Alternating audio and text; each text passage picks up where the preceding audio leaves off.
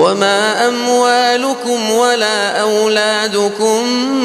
بالتي تقربكم عندنا زلفى إلا من آمن وعمل صالحا فأولئك لهم جزاء الضعف بما عملوا وهم في الغرفات آمنون. وإن يمسسك الله بضر فلا كاشف له إلا هو، وإن